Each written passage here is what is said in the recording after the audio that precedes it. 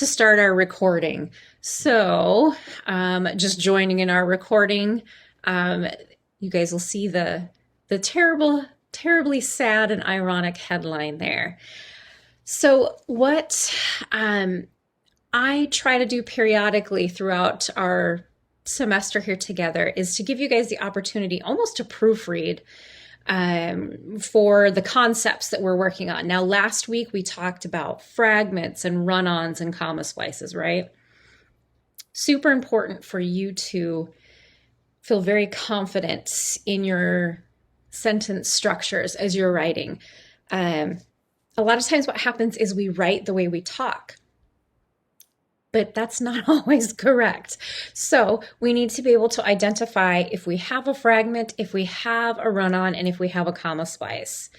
So I have an activity that I'm going to have you guys work on. I want to warm up your eyes, I guess you could say. Let me get rid of this. All right, so what I'm going to try to do here, let me put something up on our screen. Make sure that I have the right one here for you guys. Let me put this up here. Okay, so on your screen, what you guys should be seeing is a sentence error group activity. Okay, so if you at any time don't see what I'm talking about, make sure you let me know, okay? So what I'm going to do is I'm actually going to copy and paste this. Let me get it. Copy and paste this into our discussion box. So then that way you guys have full access to it. Let's see if it works as good as I'm hoping it will. Fingers crossed. Okay, so what I'm going to do is, again, we're a small group this afternoon, but I'm still going to break you up into two groups. And in your groups, I want you guys to discuss how to fix this paragraph. This paragraph has fragments, it has run-ons, it has comma splices. It's a little bit of a mess. So as a group, I want you guys to decide how you're going to correct the errors. Remember, we have more than one way to correct errors. Sometimes it's a matter of adding some words.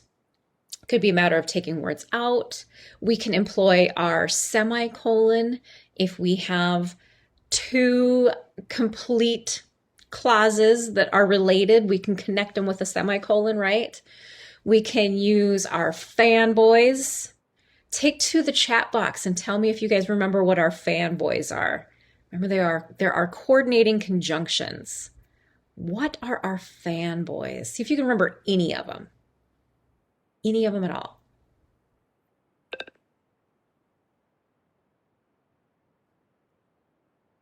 Nobody remembers any fanboys? That makes me so sad. Oh, somebody came. Oh, here we go. Right. Okay. And what did the N stand for? Do you guys remember? Okay, nor. Somebody had the B. What did the O stand for? Very good. Or what did the Y stand for? No. Oh, I had a couple guesses. Not quite yet. I just gave you a really big, there you go. Yeah, okay. And then what did the S stand for? Do you guys remember?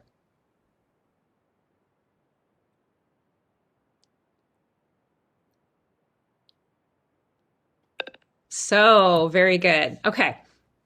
So, feel free to use conjunctions to join our sentences together, but remember, if you use a fanboy, if you use a coordinating conjunction to join two sentences, we have to have punctuation in there. You're going to need a comma before your use of your coordinating conjunction. Okay, so those are all things that we're trying to hammer home in your brains. So what I'm going to do is, as I said, I pasted that paragraph into the chat box. You might have to scroll up now that I asked you some questions. I want everybody to copy and paste that into a document. And if you guys aren't sure how to do that, scroll back up to the paragraph that I have there in the chat box. Okay, scroll. Then what you need to do is highlight the text. So almost like you would do in a Word document, you just put your cursor over, put your cursor over and kind of select it all, okay? Then when you have it selected, if you do Control C, that will copy it, okay? And then I want you to have like a Word document or something, because it would take way too long for you guys to write the sentence or paragraph out. Then do Control V, and it will paste that paragraph in your Word document, okay? The reason that I want you to do that is because I want you to be working on this together as a group to decide how to fix the errors. Designate one person in your group to share the group's final results, because what you'll do is paste them into our chat box and share them with the class, okay? Sorry, you're gonna hear my cat probably meow, and she's an elderly cat that doesn't have much of a voice. Okay, does everybody understand what they need to do in a breakout group with this paragraph? If you have any questions, now's your time to ask them.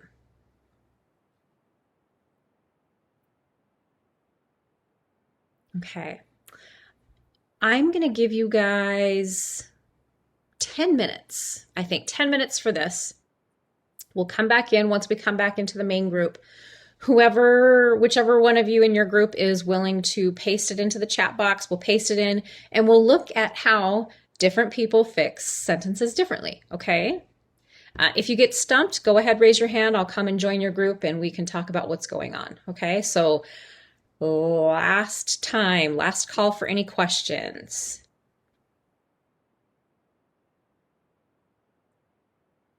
All right, so 10 minutes, keep your eye on the clock in the breakout sessions. Let me see here, I can tell you who's with who. So it looks like, what do we got? Group 1 is gonna be Richard, Stephanie, and Tatum. And group 2 looks like Ethan and Haley. Okay, again, we're a small class today. So, all right. See you guys in 10 minutes. See what you can do with these run-ons and fragments and comma splices, okay?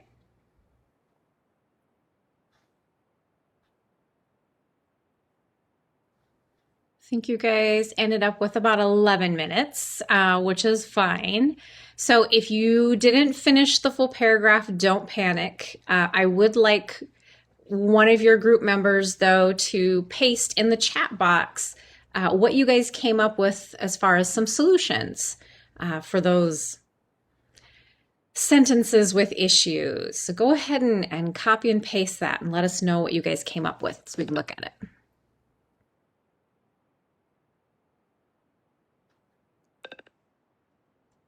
Okay, so let's just look at these.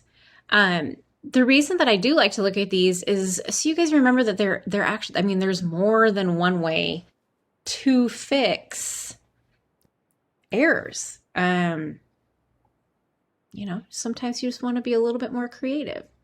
Okay, I'm trying to get these. I'm going to put them up on this Word document so we can look at it, if it will let me. Here we go.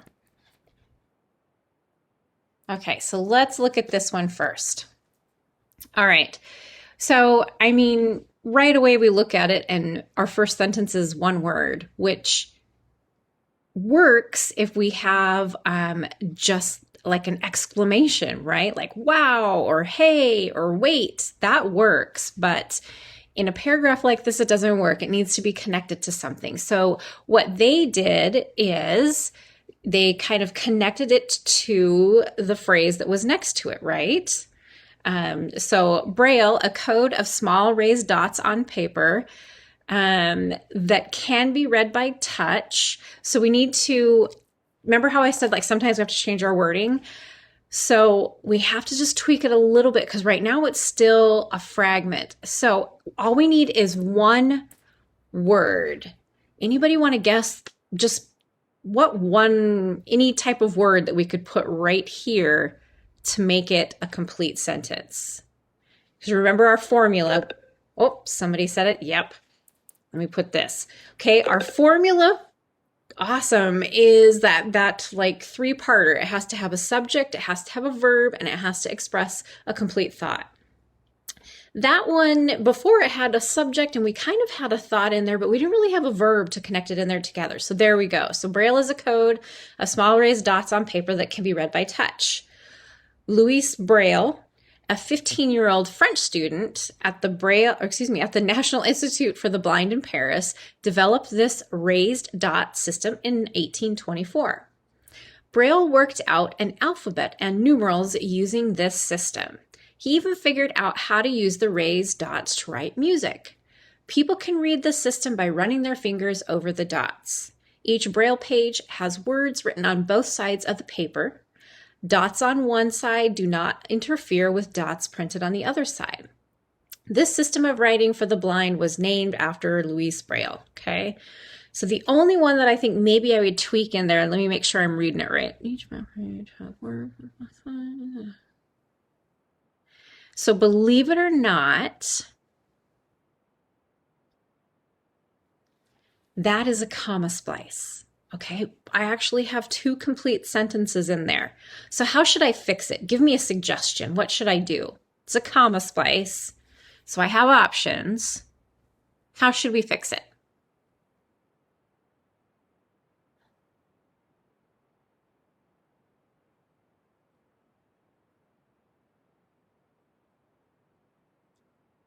Do you remember our ways to fix comma splices?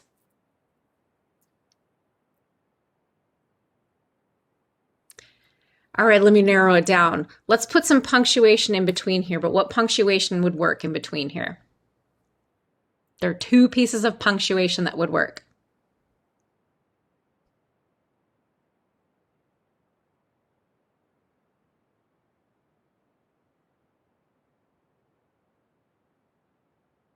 Come on, it's 1 o'clock in the afternoon. You can't be tired yet. Do you guys remember? We have options. We can, oh, okay. Somebody popped in. We could add a period and just completely separate our sentences, right? We could use a semicolon if we wanted to, or if we were really, really like sold on that comma, we could, let's see here. So each Braille page has words written on both sides. We could add one of our fanboys and say, and dots on one side do not interfere with dots printed on the other side. Okay. So do you see how easy it is to miss simple mistakes? Because like I said, a lot of times we write the way we speak. And we've always been taught that a comma, we usually put a comma in where there's a pause, right?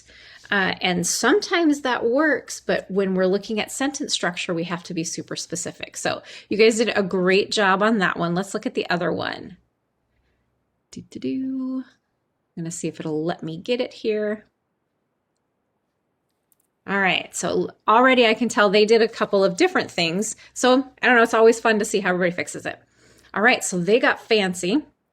They put a colon.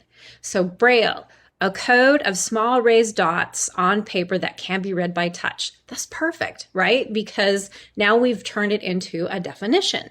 Works great.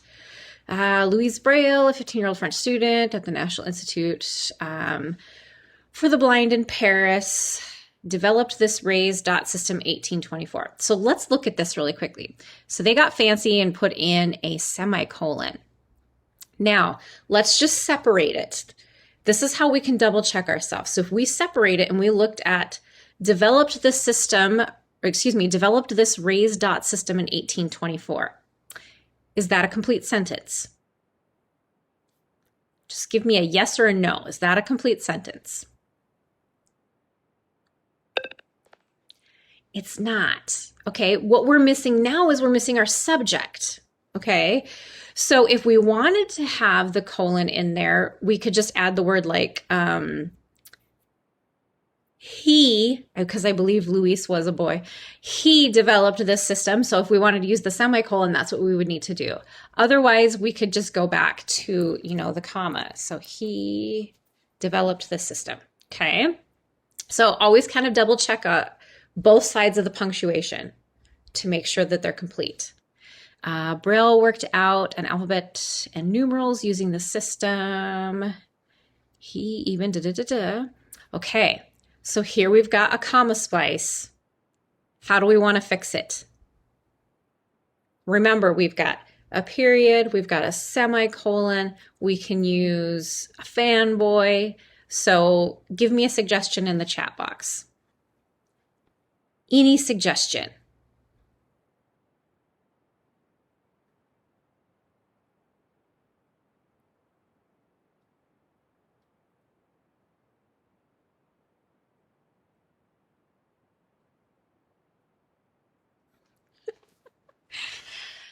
Oh, do I have a group of shy ones today?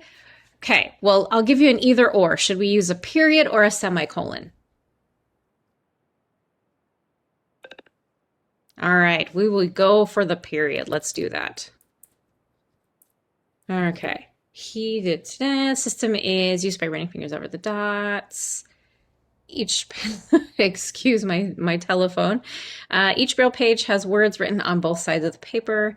Okay, so this is quite a few comma splices, actually like 2 comma splices together, because this is a sentence, this is a sentence, and this is a sentence, okay? So keep an eye out for that. Like I said, look on both sides of the punctuation to try to determine whether it's a complete sentence or not. So this system is used by running over the fingers. Da-da-da. Each Braille page has words written on both sides of the papers, or excuse me, of the paper, and dots on one side do not interfere. Da-da. This writing system is for the blind, named after Louise Braille. Okay, awesome. Now, does anybody have any questions on what just happened there? Can you see how important it would be to be able to recognize the errors in sentences? Okay, they're very easily missed and very commonly made. So kind of try to keep that in the forefront of your brain, okay? All right, let me get away from this. All right, so we're going to shift gears away from sentence errors just for a little bit. We're going to circle back and talk about it towards the end of class. There we go. It wouldn't let me get out of my screen. Okay, so what I want to do is, if any of you guys by chance have a hard copy of our textbook, feel free to get that out. Otherwise, I'm going to take us into Blackboard and open up the textbook in Blackboard. So let's shift some screens here. I want to talk about chapter 5. Let me get rid of my face so that way you're not trying to stream too much. All right, so let's go to Learning Plans and Sources. And remember, our textbook is right up here at the top. All right, so let's fast forward here, try to get to chapter 5. Okay, that's what I figured. The page numbers aren't going to quite be accurate. All right, close. Dun, dun, dun, dun. Chapter 5 is about writing essays. So we're just kind of introducing some concepts here, or maybe it's going to be a refresher to some of you. But there's a few things that I want to hit in on this chapter. Now, you guys had to read this, oh goodness, I think you had to read it for our last class, but we ran out of time, and there's some important things that I want to hit on in here, okay?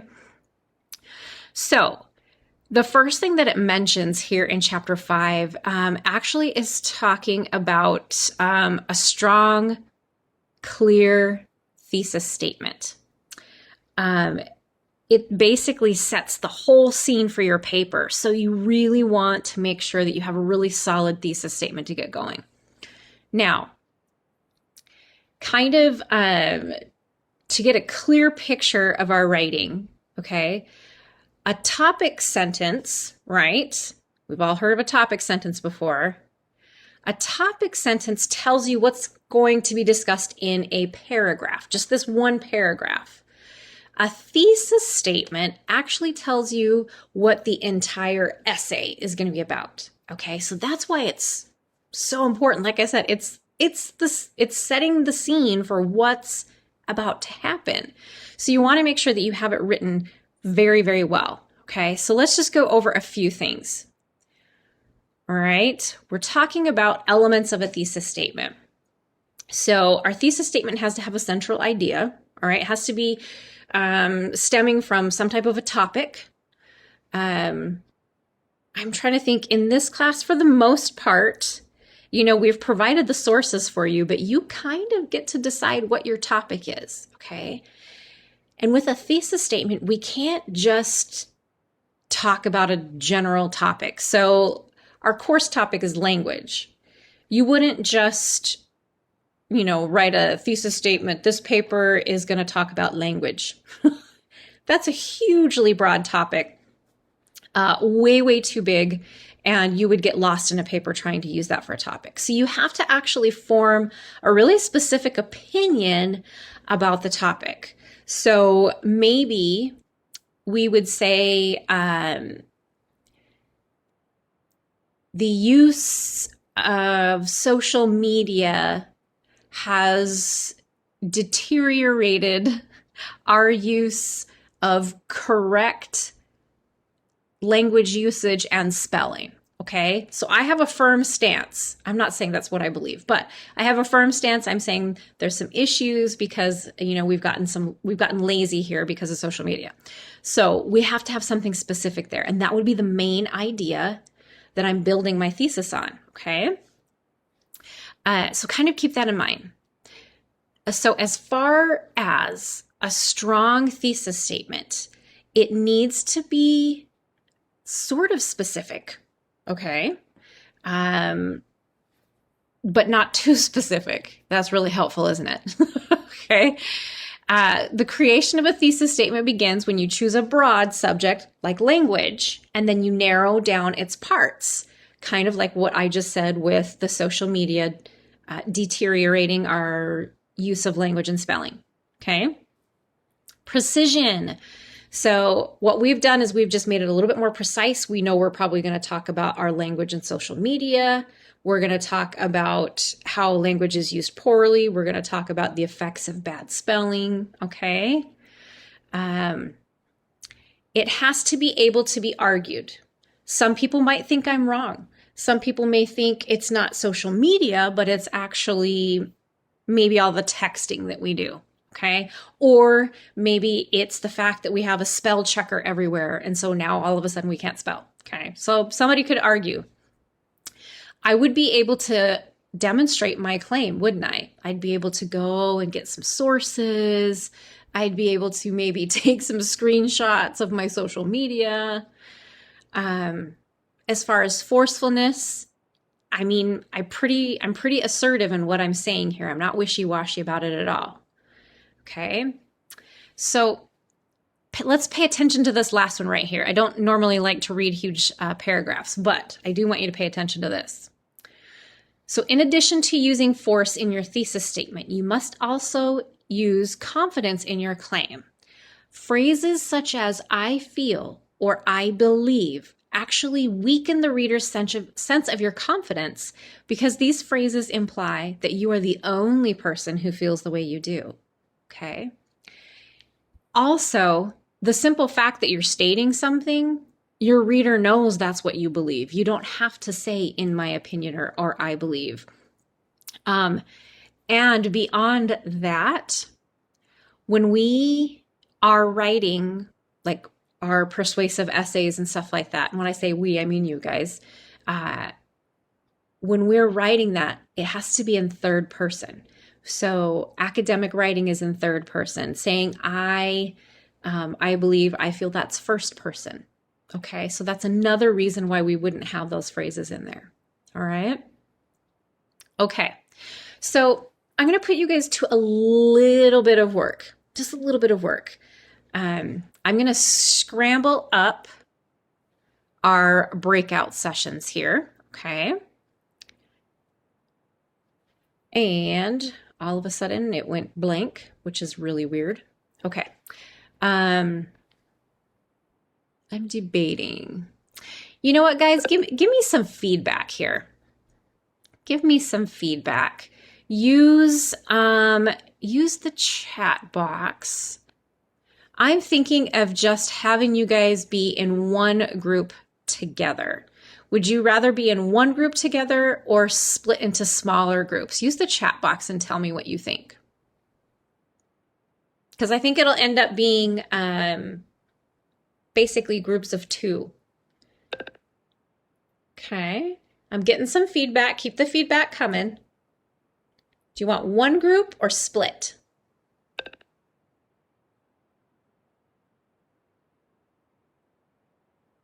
Tell me what you think.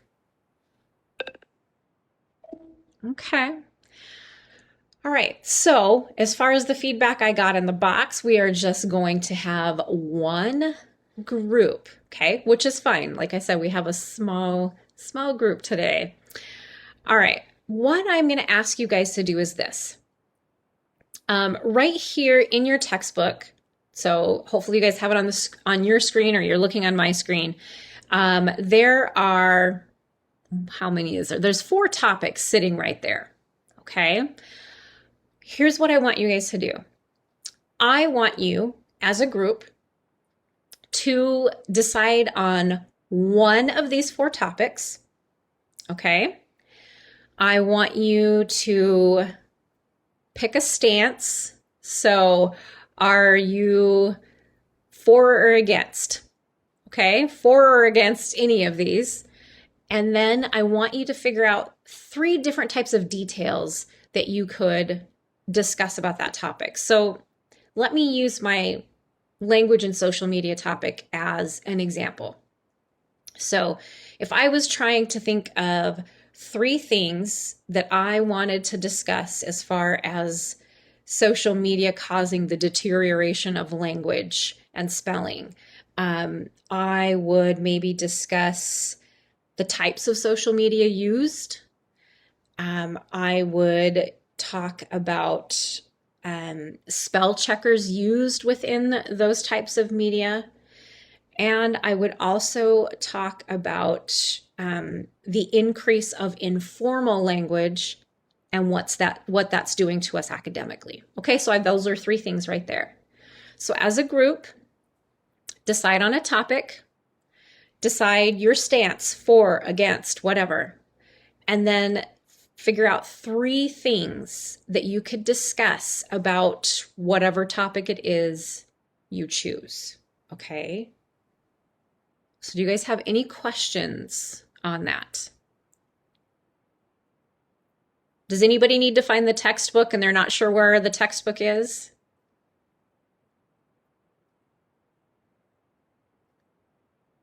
Okay.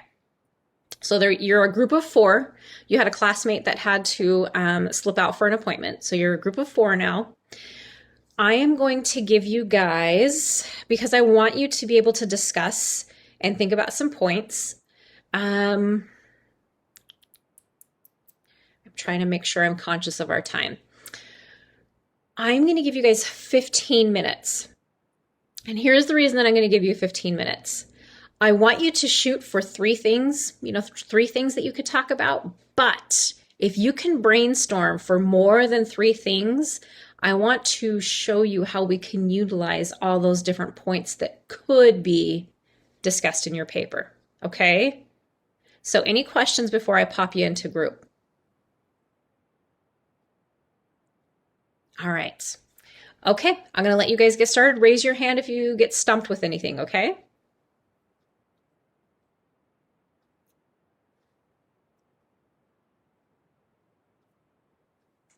All right, so one of the things that I realized after I put you guys into groups was I neglected to ask one thing, and that was whoever in your group is willing to share the topic and then however many points you came up with, that would be amazing. So if one of you just wants to, or a couple of you just want to paste it in. Oh, okay, let's see here. Right on. Okay. So let's do something here. I'm going to take us back into Word, and I am going to take the information that you got here. Okay, so it looks like you looked at, whoops, it lost a letter. Okay, so you were looking at for and against, right? And then I'm trying to remember, how was that? Texting while driving. Okay, I was making sure that I remembered what we had there. Okay, so. All right, so you were able to, GPS is legal, having a movie screen in your dashboard is legal. Having a movie in your dash is, a movie screen in your dash is legal? Is it really? I didn't think it was. Interesting. Okay. So just for the sake of moving on with this, let's do this. So let's go ahead and look at the against. And the only reason that I'm doing that is because you have 3 points listed. Okay. Well, okay. So I get distracted really easily. So like, I knew that you could have movie screens in kind of like behind the driver. You know what I mean? Like I see kids watching movies all the time, but I guess I didn't realize that you could have it in the dash. I don't know. Wow. Okay. Very interesting. Very interesting. See, you guys teach me stuff every day. Okay. So here's what we're going to do. So Chapter 5, the first thing it really talks about is a thesis statement. So let's go through this, go through a few things. I'll be giving you a break in just a little bit, so just stick with me. All right, so you guys were able to come up with 3 things for why we are against texting while driving. So you've got the number of accidents and deaths caused by texting while driving. Okay, we could look at that. We could look at the fact that your attention is split, more likely not to notice something that would cause an accident and loss of liver. Okay. So when you are trying to write a thesis statement for a paper, if you are stumped, now I'm not saying this is the only way to do things. I'm just offering this as a suggestion. If you're somebody that maybe has an issue trying to map out that thesis statement, I always tell students, think of as many points as possible that you would be able to discuss in your paper about this specific topic, okay? Once you're able to look at those points, then you can kind of go, okay, so I think it's like maybe these 3 to 5 points that I really, really would like to discuss. And once you do that, here's what you can do. So let's say we've got texting while driving. Okay.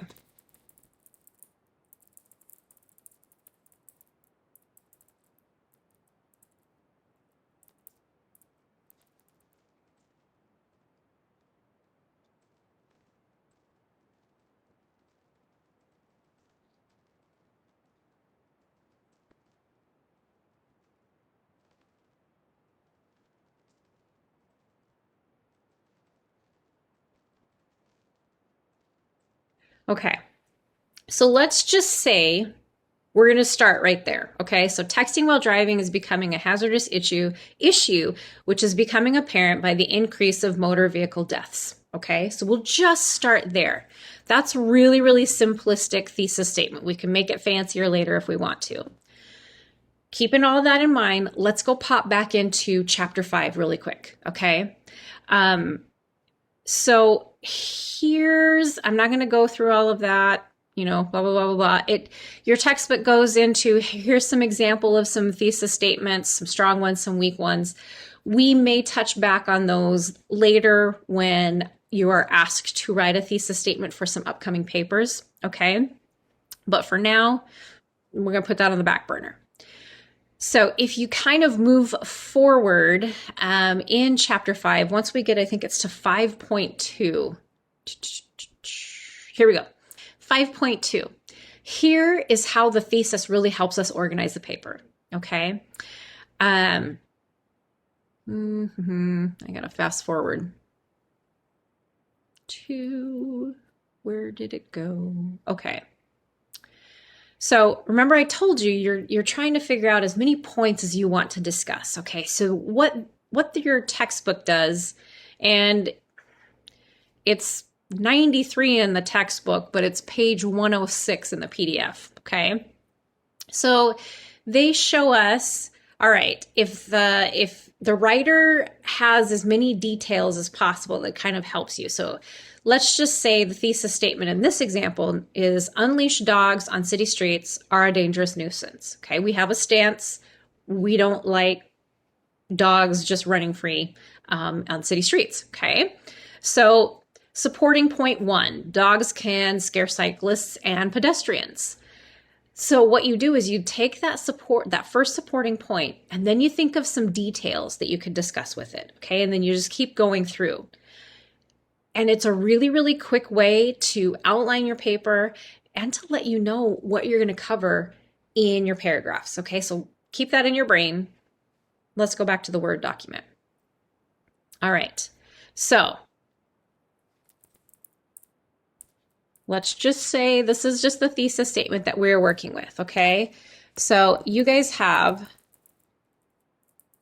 we have supporting point number 1, which was, okay, whoops, I don't want that in all caps.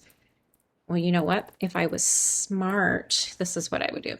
So the first supporting point that you guys have is that the number of accidents and deaths caused by texting while driving is increasing, which sadly it is, okay? And then you would think of, oh my gosh, I swear I can spell. So then you would look at, as many supporting details as you could, talking about the accidents and deaths caused by texting is increasing. Okay, so maybe one of the supporting details is looking at statistics in Wisconsin.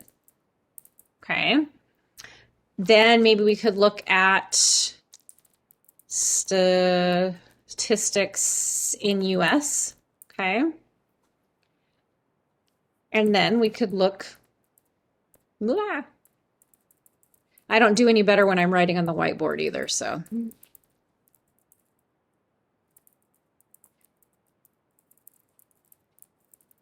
Okay, so we could maybe look at those 3 different areas of statistics and do some comparing and talk about, why this is an issue. Maybe after you could compare one of your, it's not going to do it for me. One of your subpoints could be, what are other countries doing?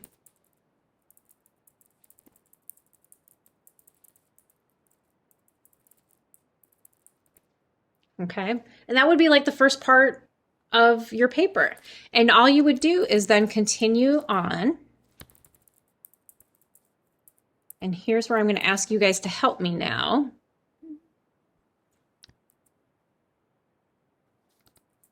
Okay, continuing on doing it with the supporting point number 2. Now you guys, I'm hoping, had some good discussion about some of these points that you came up with. So let's see if we can brainstorm here a little bit together. All right, I want you to use the chat box or even turn on your mic if that's easier for you. So our supporting point number 2 is that our attention is split and we're more likely not to notice something that could cause an accident. What are some supporting details that we could cover under this supporting point? Any idea? Like, what are some facts or some examples or something that we would want to share under that point? Can you guys think of any? I'm going to try to think too, but can you think of any?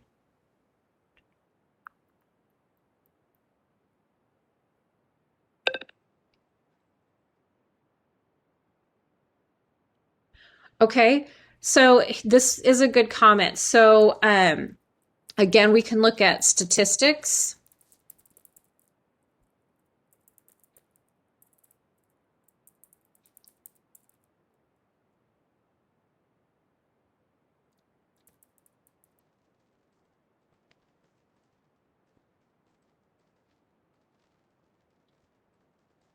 Okay, so we can look at statistics again. I mean, really, especially with a topic like this, statistics are going to get us pretty far.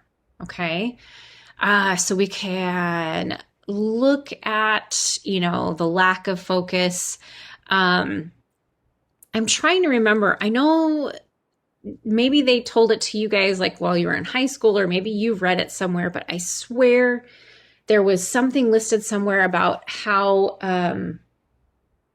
like how many seconds it takes for you to have your eyes off the road. Do you know what I mean? Oh, how is that worded? So it only takes it's like 2 or 3 seconds for you to take your eyes off the road or something like that. Ooh, this is a good one, you guys. This is a really, really good one. Let me type this in.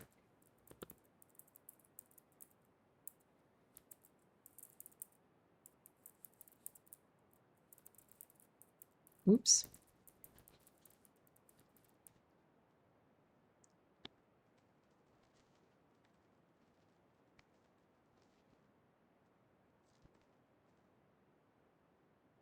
What's the word I'm looking for? Oh, I can't think of the word. So possible ADHD or disorders that could impact drivers, and how maybe like that, how they're even like there's a greater impact with the phone use. That's what I was trying to think, but something along those lines. That's a good one. I didn't think of that one. Can you guys think of one more? I'm trying to think. If we can't, we can't, but I'm just trying to think of another supporting detail. You think, and I'm going to type in the last supporting point while you guys think. So if you think of one, please pop it in there.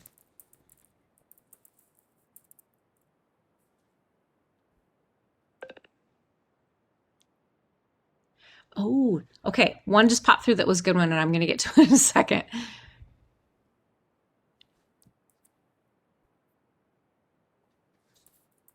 Okay. So the one that just popped in was, okay, so it was car noises or car malfunctions. So now trying to put this in the realm of cell phones. I don't know what kind of cars you guys drive, okay? In my car, I have, it's an all digital screen. I can Bluetooth my phone to it, but I also can change, my radio stations and everything. What I have found is that, so my phone is Bluetoothed into my car. Is that a verb, Bluetoothed? So I can actually just say, and I'm hopefully I don't activate her when I say this, but I can say, "Hey Siri." Sorry. Okay. Let me shut her off here. So I can say, "Hey, what's her name? Text, so and so." And, she'll come up on the speaker and she'll say, "What do you want to say?" And I'll tell her what I want to say. And then she'll say, "Do you want to press send?" So here's the deal. Just that in itself is a distraction, right? So having that and then trying to process all of the noises, I think just as drivers, we're distracted drivers. So, okay, I'm trying to click this in here to do. Ooh, that might be another good one to pop in.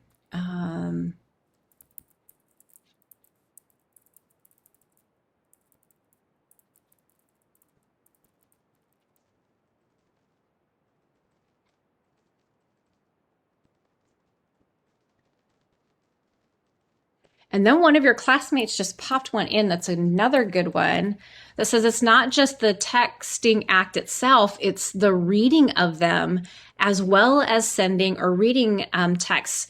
Takes your eyes off the road for 5 seconds. And at 55 miles per hour, it's the length of a football field. That's what I was trying to think of. Thank you. Okay. So I'm going to pop this in here. Okay. See, these are the awesome details that really hit it home. Whoops. I got to get back into that screen. Okay. So this is what we're talking about when we're trying to brainstorm And this is also why it's kind of nice to have a group, when you're brainstorming. Okay, so that would make for probably a good few paragraphs if you wanted to. And we won't do it for number 3, but because you guys kind of get the idea. So then you go through the next supporting point, which is maybe, there's already been a loss of a loved one or a friend, and those impacts personally, professionally, financially, those are 3 points that you could have discussed right there. So I just wanted to show you how you are able to take that general topic, whittle it down to your stance, what you believe, what you think about details, and then, or points, excuse me, and then those supporting details, and how you're able to organize them and put them together. Okay. As I said before, it's not a requirement, but it is something that helps you, especially if you're feeling stuck on a paper, or if you're like me, and a lot of times you're like, I don't know how to start. I have my topic, but I don't know how to start. And this is a good way to really springboard yourself to starting. Okay. So that is, a good portion of chapter 5 covers the body paragraphs and how to organize them and put them together. And they run you through some exercises of, what to do it and everything. Okay. There's 2 more things. I was looking at the clock. Sorry. 2 more things that I want to just pull out really quickly from chapter 5, and then I'm going to let you go on a break. Okay. I'm actually going to skip forward, if you're following along with me, to 5.2, or excuse me, 4. We were in 5.2. 5.4. So 5.4 covers introductory paragraphs and concluding paragraphs. These are a huge deal. A lot of students I find are really comfortable writing the body paragraphs because that's the meat of the paper. That's where you're putting your statistics and all of your thoughts and all those details. But again, having that issue of starting and then finishing. Okay. So your text goes through, I don't know how to help you out with that. So if you are looking along here with me, your introduction, so the introduction, that very first paragraph of your paper is, as your text says, an introduction is an invitation to your readers to consider what you have to say and then to kind of follow your train of thought, right? As you expand on that thesis statement. So an introduction serves the following purposes, okay? The big 3. Establishes your voice and your tone, introduces the general topic, and states the thesis.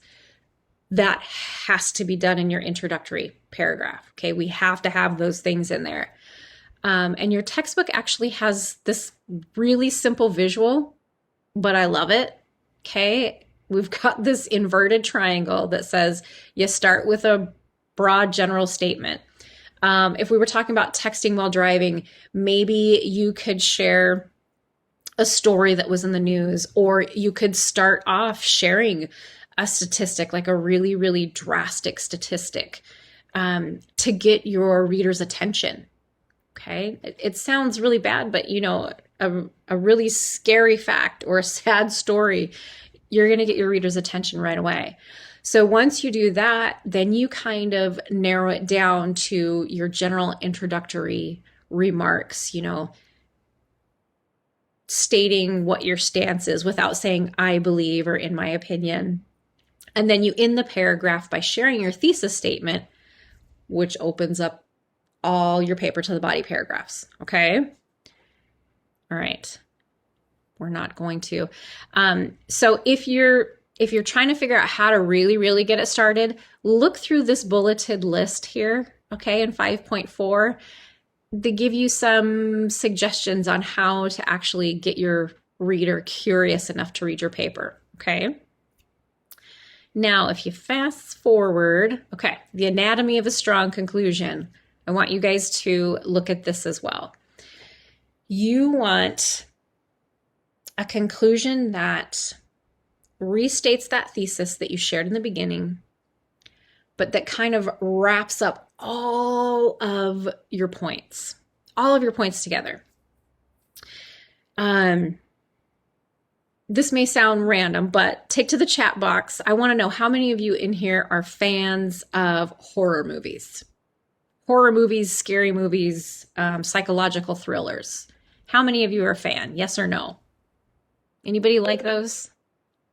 I'm not. I hate being scared. I'm not a fan at all. Okay, I wondered if I had at least a couple of you that were fans. One of the biggest reasons that I don't like scary movies or psychological thrillers.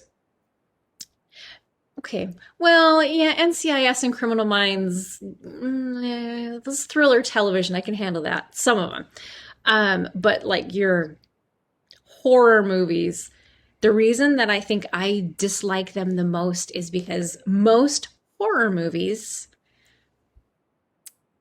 don't leave you with closure, right? Like there's nothing that's like truly resolved. Like they always kind of throw one thing in the end to make you think, oh crap, something else is going to happen. And then they end the movie. And so then you're like, okay, but I don't know if it's okay. Like maybe that meant that. We don't want to do that to our readers in our paper. We don't want to confuse our readers. We don't want to scare our readers. We don't want to leave them without some type of a conclusion. It's okay to leave your reader with a thoughtful question. That's totally okay. But you don't want to leave them confused, like you just figured you'd write the bulk of your paper and then do a mic drop and walk away. That doesn't work in academic writing. So we really, really want to tie it all up, make sure we've got, we're restating some of our points. We're making sure we understand why our reader knows that these are important to us. So just look at this really quickly. A strong conclusion reviews your main points and emphasizes the importance of the topic. Okay, if we were talking about our texting while driving, why is it important? Why should our reader really focus on this topic? Okay. And so the construction of the conclusion is actually, it's really similar to the introduction in that you're still kind of making those general introductory statements when you are restating that thesis, right? The difference is that in the conclusion, you kind of, you paraphrase or you state in some different words your thesis, and then you're just backing it up with some of your general concluding comments, okay? So kind of keep that in mind. We are going to be touching back to chapter 5 as we start jumping more into the essays that you guys have to write. But if you did not take the opportunity to read chapter 5, I really want you to skim through it just so you know where each of these things are discussed, okay? Do you guys have any questions? Any questions on, what we did with the thesis statement or the supporting details, supporting points?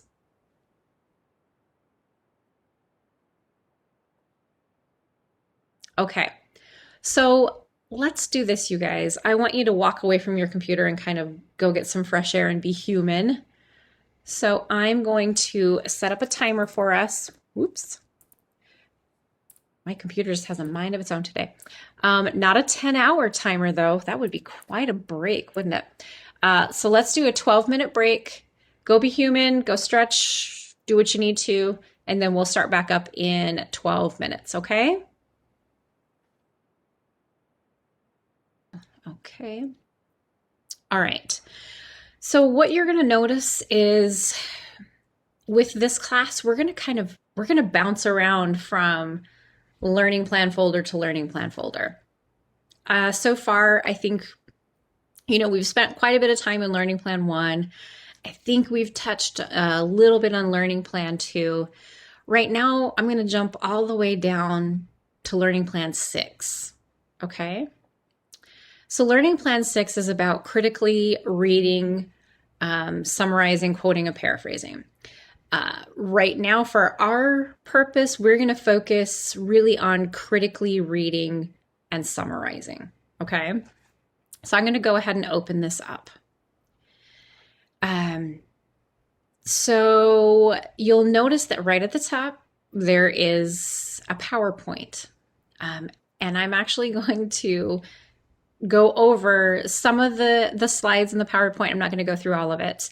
Uh, what we really want you to be able to do. So far you have read the source one selections, and then the source two selections. So let me see, that would have been what makes a word real, the way you see color, the talking about the coronavirus as a combatant or an enemy combatant, and then our workers essential. Something, I'm sure I'm messing up the titles, but you've read those four. And then as groups, you've discussed them, which is great because that discussion, what you're doing is you're analyzing them, right? You reading those sources, you're already starting to do a critical reading. So as we continue on in class, you guys are going to be asked to write annotated bibliographies. And just for my knowledge, so you can do it privately or you can say to everyone, have you ever written an annotated bibliography? So use the chat box and let me know if you've ever written an annotated bibliography. Okay. All right. Maybe. Sorry, some of your answers, you guys are funny. Okay. So good to know. So in order to make sure that everybody's comfortable with what we have coming up, I want to go through some details, okay?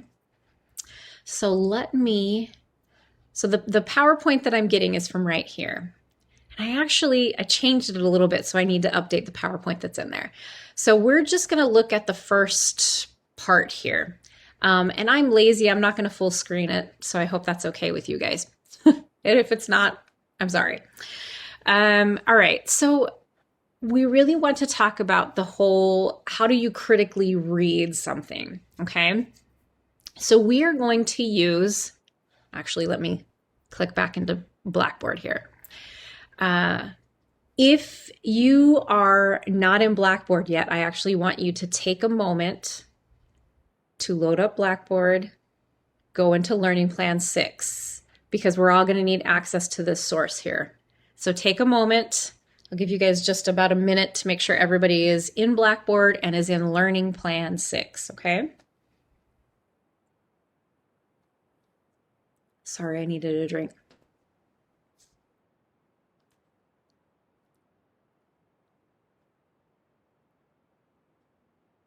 Okay. If at any point you can't find where I'm at and what I'm doing, please make sure you use the chat box and let me know. So in correlation with the PowerPoint, we're going to use this source right here. You guys should all have access to it. When you click on it, it should open up to this article right here. So before we get too far into it, click on that link, make sure that it opens up to this page, that you are seeing this article. And the article is called A Look into the Double Lives of America's Homeless College Students, okay? So if anybody is unable to get to that source, be sure to let me know, all right? Okay. So when we're talking about critically reading, believe it or not, when you critically read, you technically read more than one time. You read one source more than one time, but it's not as bad as it seems. So when you're critically reading, the first step is to do a pre-read. And quite frequently, I've gone through some of this stuff with you guys. So it may have been a post-read, but so we want to look at the title of the selection, publication information, and any information we can get on the author. And sometimes we might have to like Google the author just to get the information. So let's go back and look at that really quickly. So we know we've got the title. It's obviously going to be about homeless college students, right? I'm looking at it, and this was originally posted in December of 2014, but if you look, you'll notice that it was updated in 2017. Now, it doesn't say what was updated. Maybe they added some more, or maybe there was a fact in there that they had to fix because it was incorrect. Okay. We do have the author's name, Shadi Ashtari. This is what's really cool about web sources. A lot of times they will provide a link that you can click on the author's name. So let's go just check out our author really, really quickly. So our author is an associate politics editor at the Huffington Post's DC office. Okay, so our author is just a contributor. It looks like our author has written quite a few pieces. Look at this. I mean, quite a few pieces. Doesn't necessarily make them an expert, but we know that they have at least some experience writing. Okay. I'm going to go back to our article. So really, I mean, that's really all you do is a pre-read. What is my deal? I can't talk today. All right. That's it. You get whatever information you can about it before you actually jump into it. Okay. So we have our article here. All right. What you do after that pre-read is you do a first reading. So that is just a continuous read without stopping. Maybe when you're done, you can like write down any impressions. I have a habit of, I tend to like mark things as I'm writing. I think I smushed my first read and my second read together. And as you're doing this first read, consider your author's purpose. Think about the author's purpose and think about who maybe the intended audience was. Okay. All right. So because we're in a virtual class and I can't really see who is done and who is doing what, I'm actually going to read the article to you. So I want you to follow along. So just think about those two major things. What do you think the author's purpose is? And who do you think the intended audience is? Okay, so think of those things. All right, so let's look at this. Story time, everybody. So Sean McLean's first day of college at the University of Massachusetts, Boston, came on the heels of sobering news. The night before, he and his family were evicted from their home in Woburn, 9 miles north of Boston. I went to school knowing that later that day I would be packing up everything I owned and going to a shelter, said McLean, now 19.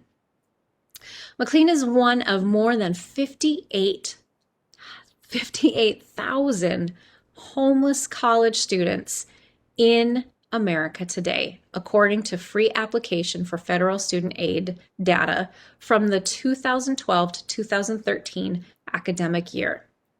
The figure, which does not account for students who either do not realize they qualify as homeless, such as couch surfers, or those who choose not to report their cases out of fear or shame, marks a more than 75% increase over the previous 3 years. Administrators and poverty advocates nationwide attribute the recent spike in homelessness among college students to several leading factors: a parent losing a job, a lack of affordable housing, and rising tuition costs. Unlike the homeless population at large, homeless college students are largely indistinguishable from their peers. Many live out of their cars. Some spend nights in the school library pretending they fell asleep studying.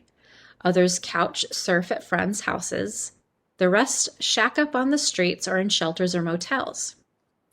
McLean found himself in the latter group last fall. His mother was no longer able to work after taking custody of her infant granddaughter in 2012. And McLean's part-time job as a maintenance assistant at a school for students with special needs became their primary source of income. They were evicted from their home in September 2013 after falling behind on rent. The State Department of Housing and Community Development placed McLean, his mother, and his 2-year-old niece at the Bedford Plaza Hotel in Bedford, Massachusetts, which operates as a family shelter.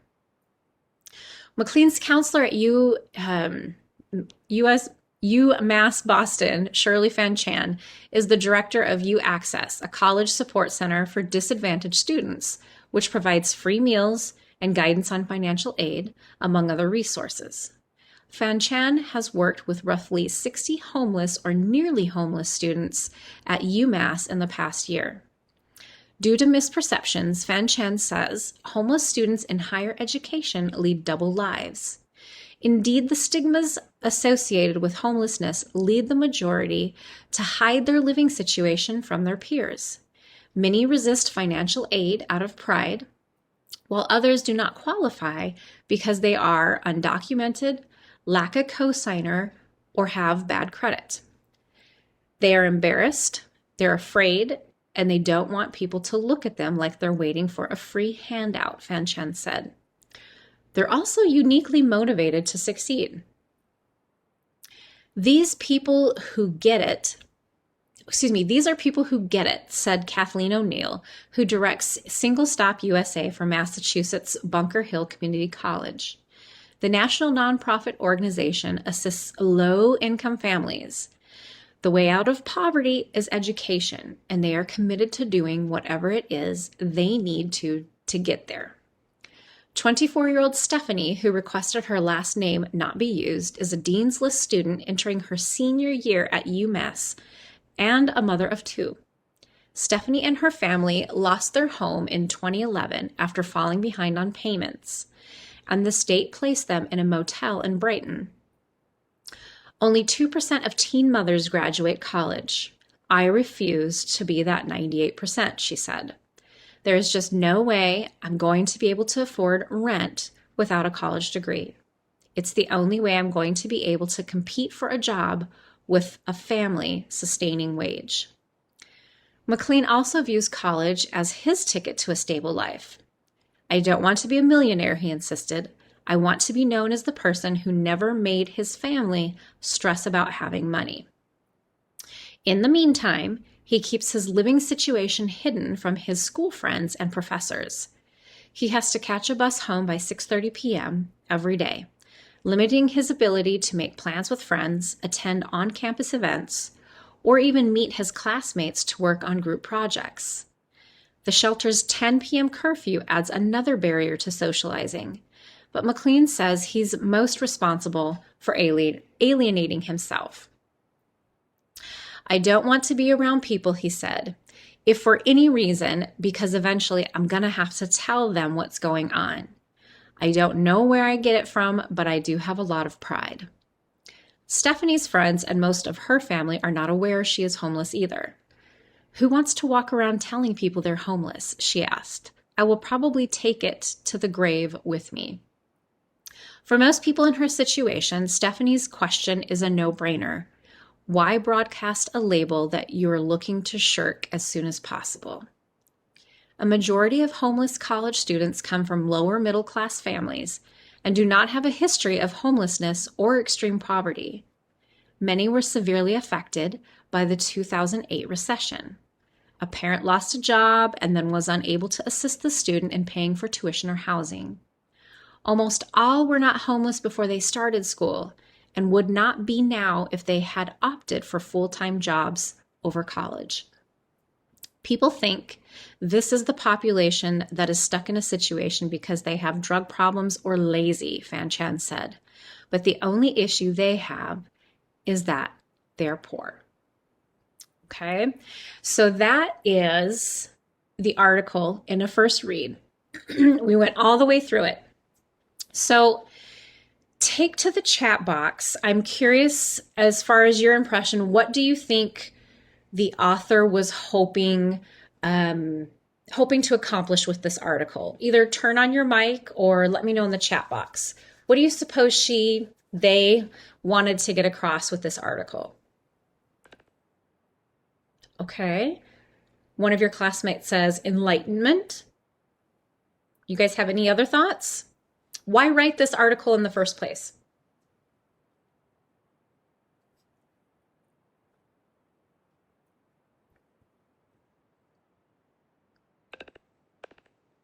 Okay. Okay, there's some good ones. Educate how many students can afford college, but not at home, vice versa. It's a growing issue. Okay, those are all excellent impressions. So after your first read, if I were you, I would just kind of make note. Okay, this is kind of what I thought. How much money plays a big factor nowadays? Absolutely. College isn't cheap, is it? And a lot of times, I think what students don't realize is how big of a financial jump it is to go to a university versus a college, just a 4-year college, right? I shouldn't say just a 4-year college, but the amount of money for tuition in those two places is huge. So that's another thing to look at. All right, so as far as critically reading, you do the pre-read, you do a first read, you just read through it with no stopping. Then what you do is, we call it a second read. So you take a closer look at the title and then the intro. You look to see if you can locate a thesis. Identify some main points. I'm somebody who likes to have a hard copy of something that I'm reading. So if I was taking a class and we had to use that source as something for a paper, I'd end up printing it off so I can highlight, so I can write things on it. So if I wanted to identify the main points, I would go to the paragraphs and I would look for those topic sentences and highlight them. Think of like the rhetorical strategies used, the type of appeals, like the appeal to emotion, maybe that reliance on facts, things like that. Think about how the article is organized. Think about the fact that they use quotes from individuals. Consider kind of the source, was it good? Was it coherent? Did it make sense? Did it flow well? And then even think about the writer's style and tone. If I would look at that, I would say our homelessness article wasn't necessarily professional or academic, but it wasn't an informal piece. It was more formal than informal. Okay. So those are all things that you would think about. So after you've done your pre-read, your read, and then your second read, you would take the time to write a summary. Okay. Now, when we're talking about a summary, it needs to be objective. It needs to be condensed. It needs to contain what you think are the writer's main ideas. For assignments coming up, I would tell you that your summary really should be at least 6 to 12 sentences, just to have a good solid paragraph. But that's not what we're going to do today. So you need to, you might even have to go back to the article a couple of times just to go, oh, I can't remember what they said about that. When you're writing that summary, you want to make sure that you're staying in third person. So there's no, I believe, I think, my opinion. There's nothing like that. A summary is strictly just that. It's just a summary. Okay. Use the chat box. How many of you guys have heard of the Reader's Digest? Let me know if you've ever heard of the Reader's Digest. Okay, I've got one. Okay, I got a couple of you. That's good. Anybody else ever hear the Reader's Digest? Okay. I don't even know if it's in publication anymore, but the Reader's Digest got started.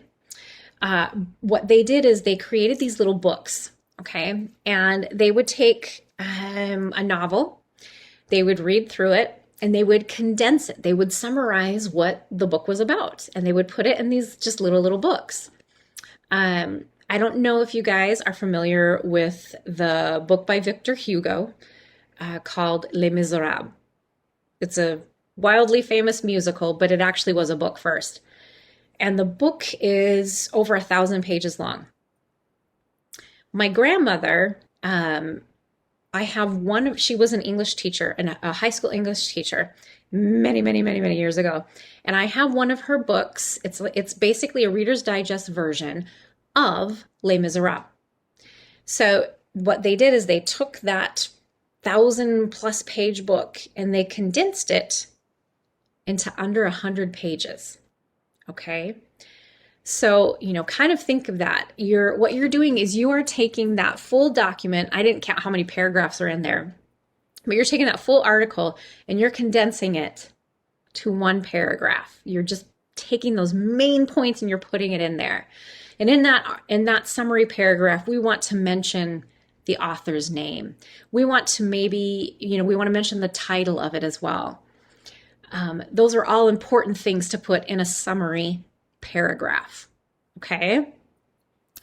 One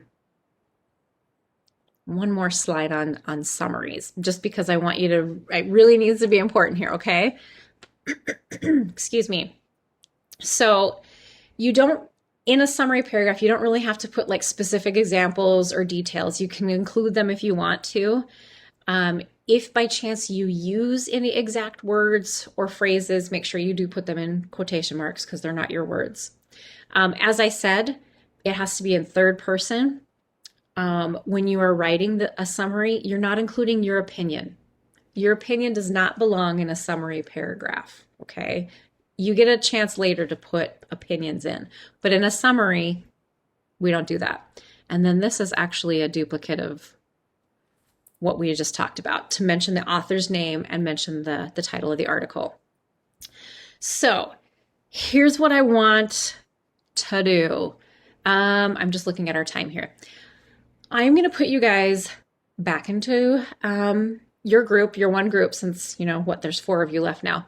One group, I want you to reflect back on this source here. As a group, I'm going to give you 10 minutes, and I want to see if you guys can write at least a 4-sentence summary of this article, okay?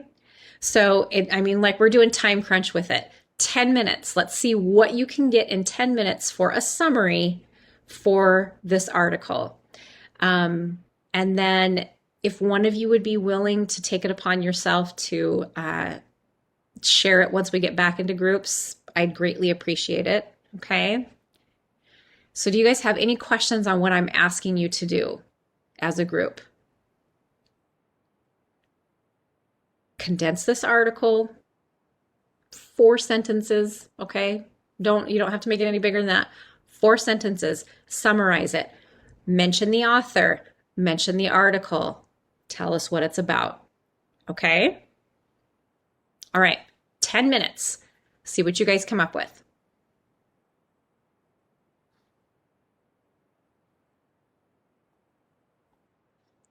All right, so let's look at this. So I'm trying to make my chat box bigger so I can see it. Okay, so as a group, you've got, so let's see here. The author gives a lot of information and supporting sources on where the information come from.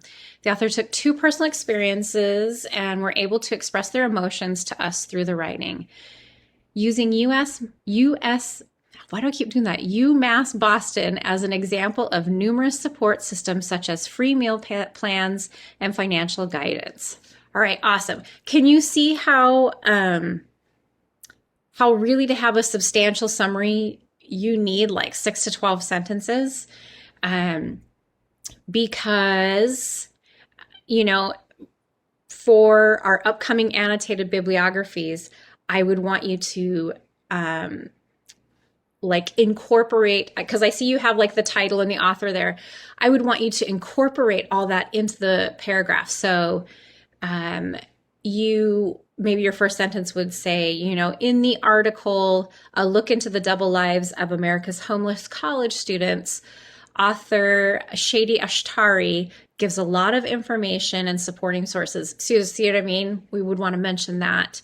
We would want to tell our reader right away what the article is about, because we have to assume that they've never read it before. So we would want to mention, like the title states, the article is about homeless college students, the effects it has on their education. So it's a good start. Like I said, though, to have a really substantial summary, we need a lot to it. You really can't do a good summary in 4 sentences. I just had you guys do that because of time. All right. Do you guys have any questions on what needs to be included into a summary paragraph?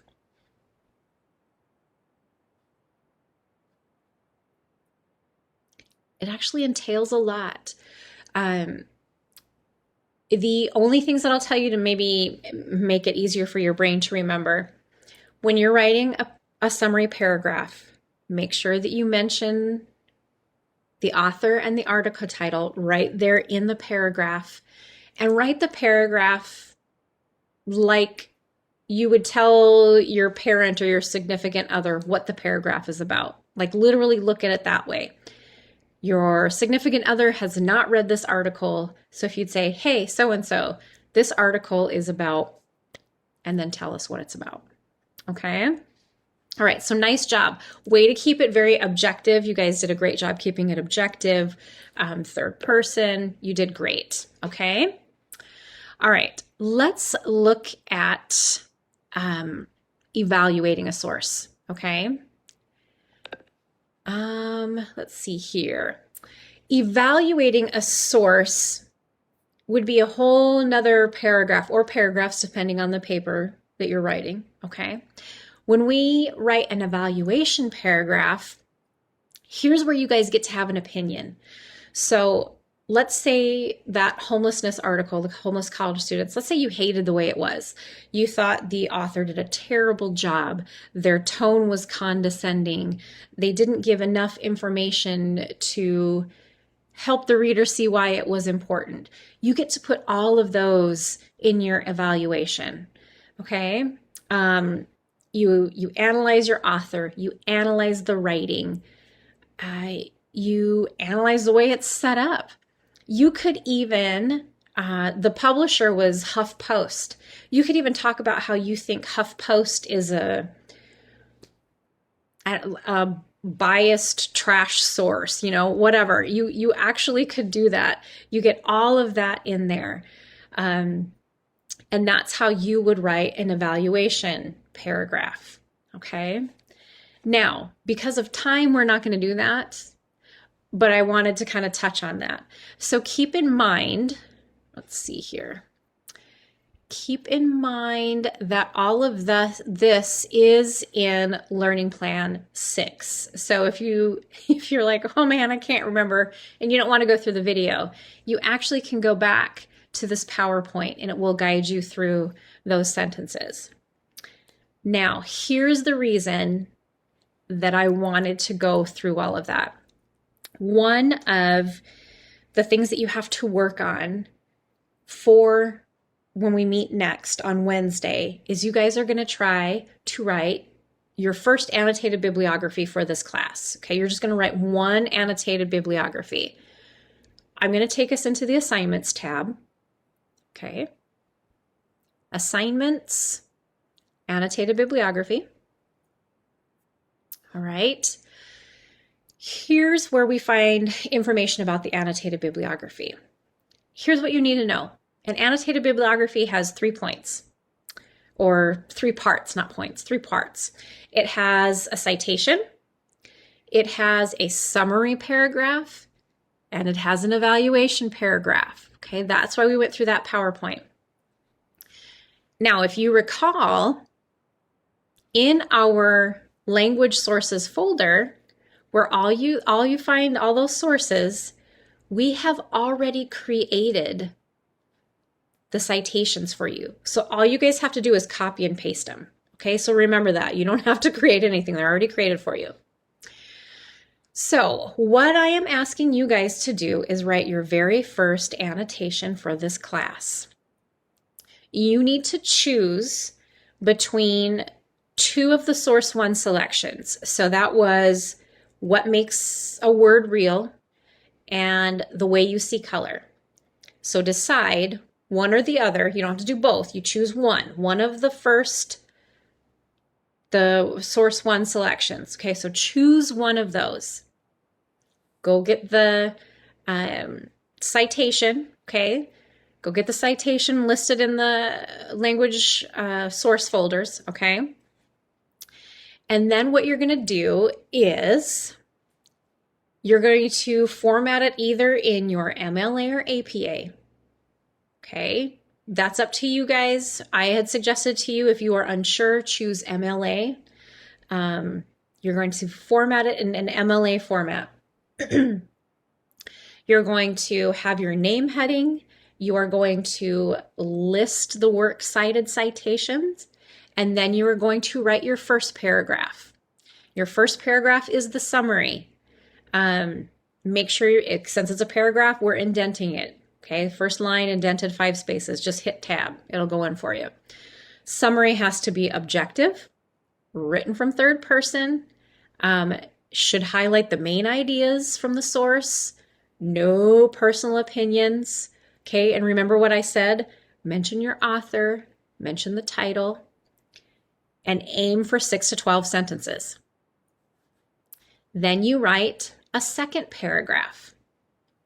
Okay, second paragraph. This is where you get to have an opinion. This is where you are critically analyzing the source, looking at the writing style, looking at the ideas that were presented, looking at the author in general,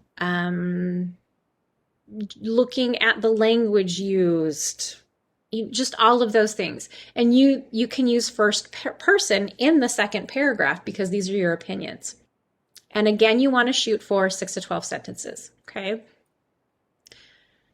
If you're like me, you like to see an example, okay? So in this folder, there are examples, okay? And I just realized, okay, realize it downloads. So this one is the silk example, all right? And we're just gonna look at the very, very first annotation.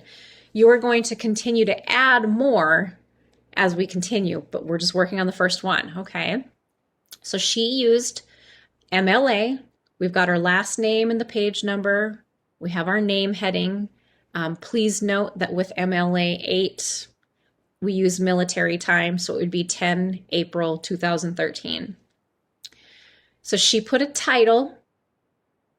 You don't have to do a title. You can just put language if you want to, because that's what all of our sources are about. She listed her works cited citation at the very beginning.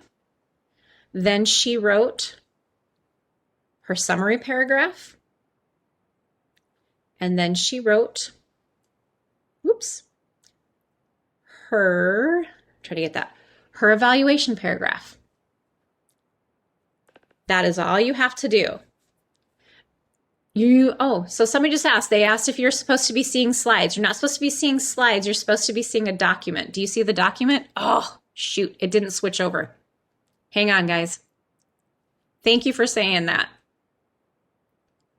It doesn't always flip over to where I want. Okay.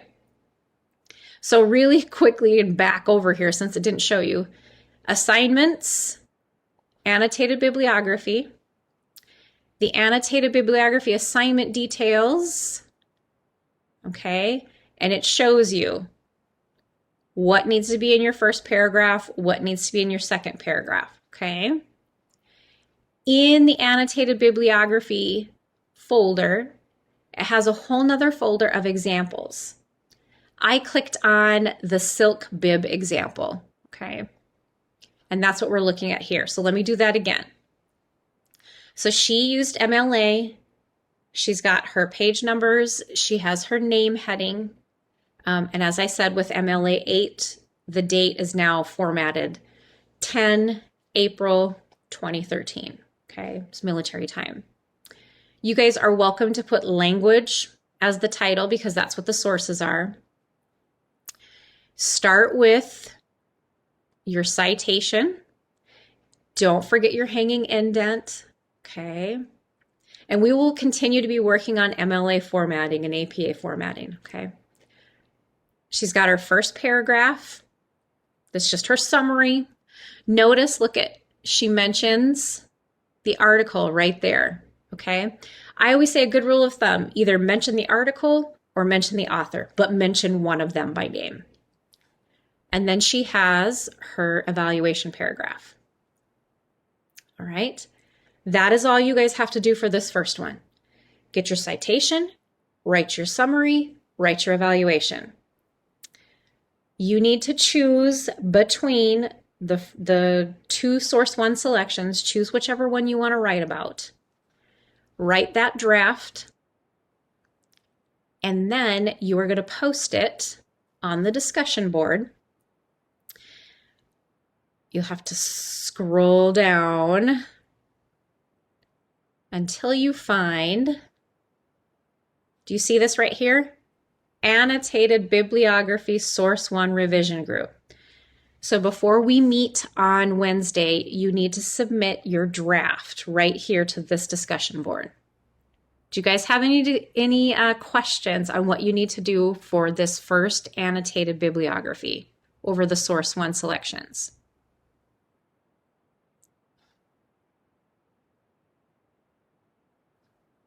Okay, that has to be done before class because we're going to be working on it in class, okay? So if you're worried about whether you're getting it right or not, that's what we're going to be going over in class. So make sure you have that draft done. Other things you need to know. By tonight, remember how we did that fragments and run-ons and comma splices discussion board? Okay, by tonight, all I want you guys to do is go to the discussion board, go to one of your classmates. Want you to, I'm gonna choose Haley. Sorry, Haley, you're just at the top there. I'm gonna look at Haley's sentence. Let me see. Like right here. I'll take her first sentence and I'll change it. Okay? I'll change it using a different way to fix it. So I'm going to change it to, whoops.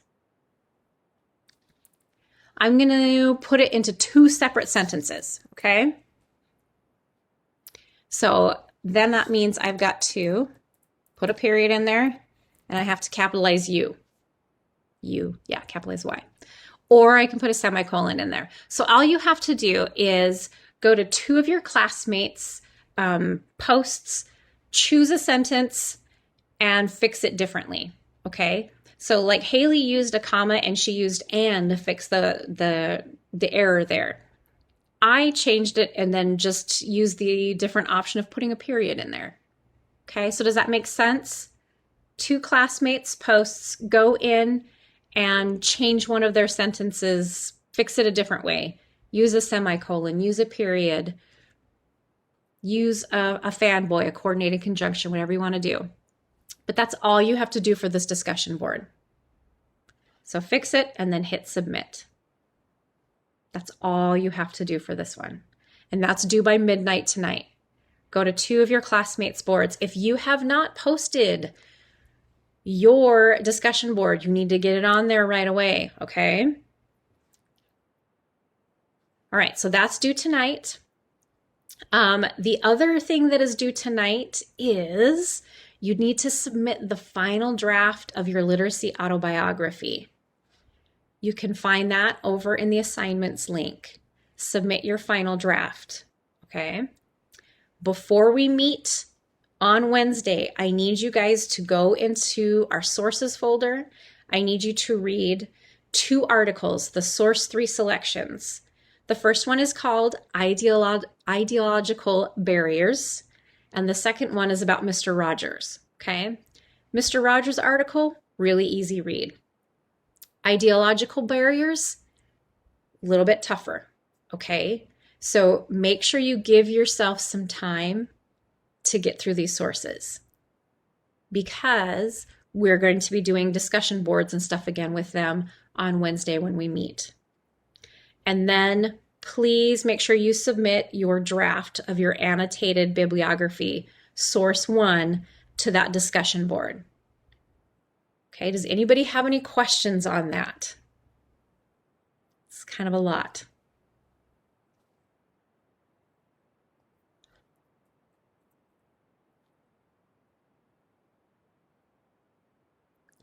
Okay, here's what I want to do. You guys have 20 minutes left of class. I would love it if you just kind of either finish the fragments comma splice run-on discussion board, finish that up, maybe finish tweaking your literacy autobiography, get that submitted. I think half of you actually already have that submitted, but get that submitted. Or even start reading some of the source 3 selections. Go ahead and get started on those. In any case, I'm turning the rest of the class time over to you. So if you don't have any questions, you're free to take off and get to work, and I'll see you on Wednesday. Otherwise, I will be here to answer any questions that you have until about 3:20. Okay? So yeah, a lot of work to do. I will see you guys on Wednesday though. Get to work, okay?